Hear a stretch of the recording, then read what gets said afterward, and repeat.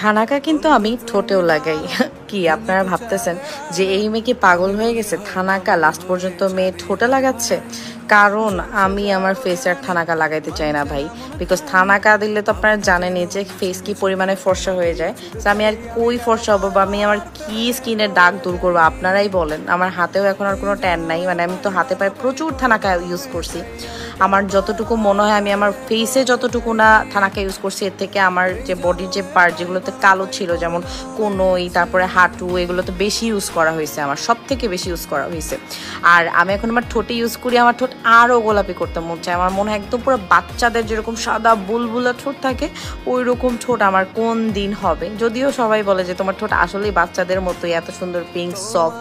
So এই thanaka use করলে আপনার ঠোঁটের কালো দাগ পর্যন্ত চলে যাবে। আর তাছাড়া যারা একদম অনেক কালো তাদের মুখের দাগ চলে যাবে, তারা অবশ্যই সপ্তাহে 2 থেকে 3 দিন ইউজ করবে। আর যাদের আমার